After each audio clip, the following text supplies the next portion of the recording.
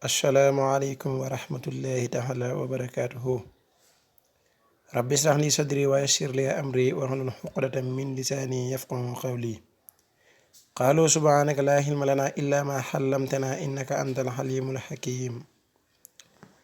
mbokk yi ñu ngi leen di nuyu te di leen siyaare di leen jaajëfal di leen safoo di bëgg ci yéen bu baax a baax ànd bi nga ànd ak ñun saa su ne fii ci daaray Talabul Hilmil Asraar.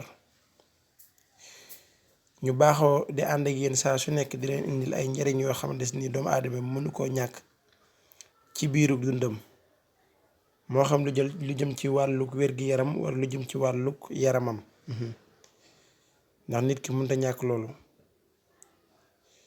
tey nañu ñëw ak yéen ci beneen secret bu am solo bu yitteel nit ñëpp bàyyiwul kenn ndaxte doomu aadama yi ñaar yi moo leen bàyyi ci kaw suuf, mooy jaamu yàlla ak liggéey. jaamu yàlla pour ëllëg, liggéey pour tey.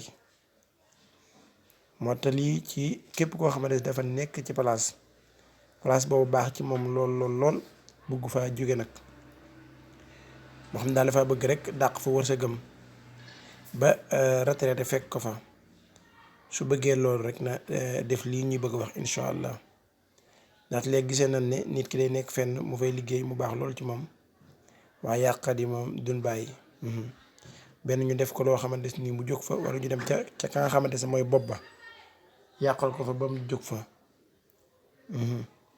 ñu leen ci jox lu am solo loo xam ne képp ku ko def rek incha allah suñ borom dana defal tawféex ba foofu moom fa ngay sax doo fa jóg li fekk yow yaa fa bëgg a jóge. soo fa bëggee jóge doo nga daal nga fay jóge incha allah.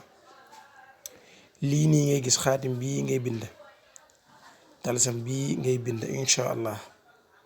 soo ko bindee fii nga gis ñu def ay fulaan, comme lu masalan nii fulaan sa tur mooy nekk fii ci kaw, sa turu patron nekk fii ci suuf, sa tur nekk fii ci kaw, sa turu patron nekk fii ci suuf.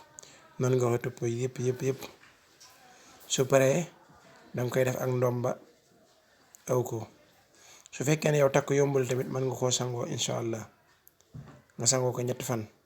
place boobu kenn mënu la faa jële li fekk yow demoo rek ba bëgg faa jógee. ñiy gën ci seen bi nan abonné tey partage vidéo yi. jërë ngeen jëf, asalaamaaleykum wa rahmatullah.